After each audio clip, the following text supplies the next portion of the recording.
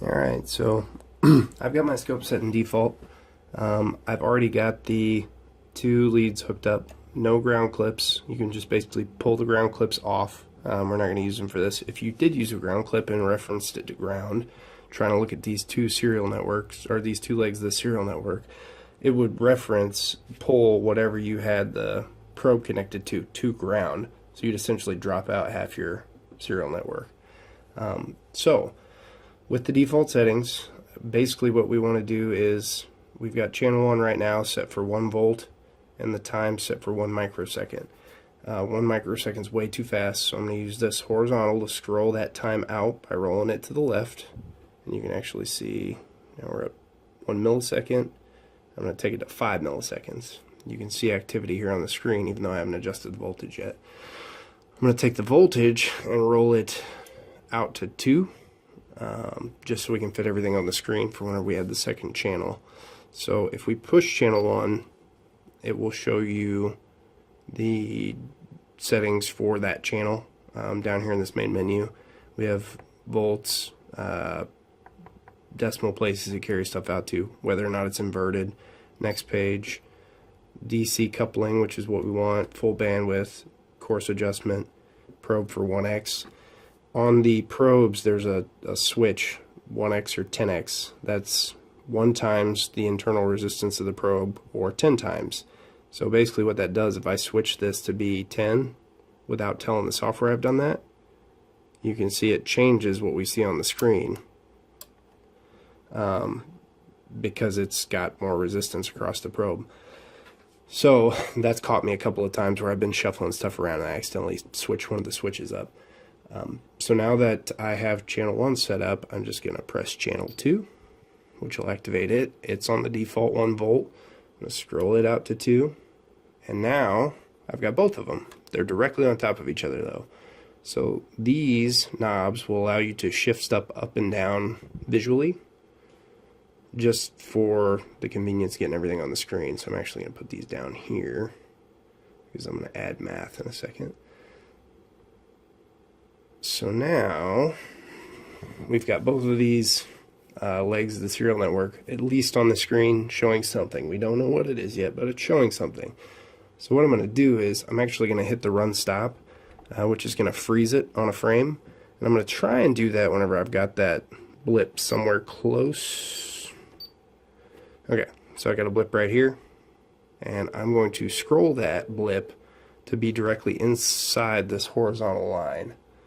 So if I scroll this to the right, pardon my phone, it might be kind of hard to pick up on video, but I basically have this blip directly centered on this horizontal line. Whenever I scroll this zoom, this horizontal in, it's going to do so on that horizontal line. So that's what I needed to get it in line with.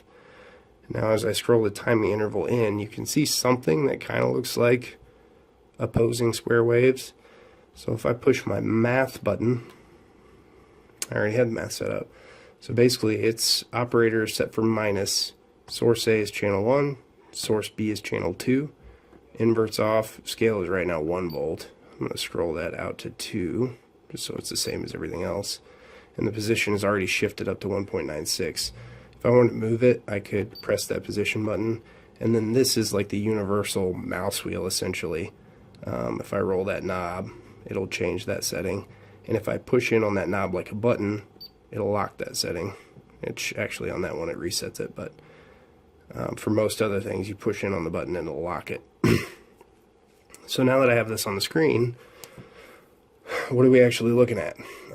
Let's move it to one of these and scroll it in a little bit further. So here we see what is a square wave. So on this differential serial network, it's taken leg A minus leg B, and it's showing us the result of that in math. I'm about to run out of video time, so I'm going to stop it real quick and start another one. And welcome back. So we've got leg A minus leg B. This is why it's so important to keep these wires twisted, because you can see both of these kind of look terrible as far as they're not nice and even squares like this is, which is what we want. So individually, these things are picking up noise and getting distorted in all kinds of different ways. But because we have those wires twisted for the most part, mine are kind of badly twisted, but I'm not, this is a bench, it's not like out in the cabinet where there's three-phase and all that. So since they're twisted, I'm getting an even amount of noise on both legs. So leg A minus leg B is still what I want it to be. If these were untwisted and I got more interference on one leg than the other, then I would not have the same thing, and this resulting math would be greatly distorted. This is basically, you know, representing zeros and ones. About the midway point up this square, if you have a blip that triggers past this midway point or even to the midway point, then it's in kind of a gray area where it might be interpreted as a 0 or it might be a 1. So whenever it comes to serial communications, that's where we run into problems, like I was mentioning.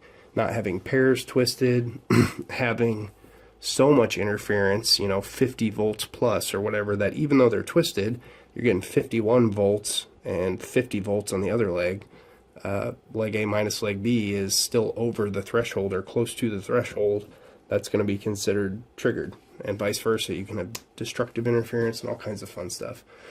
So that's essentially what we look for. If we set that math up to take channel 1 minus channel 2 and have it on the same scale and everything, and zoom in and look at it, if you're seeing a nice even square wave, typically your communications are fine. There's things you can do to optimize it, but that's essentially what we're looking for. So we will follow up with some other stuff in the next video.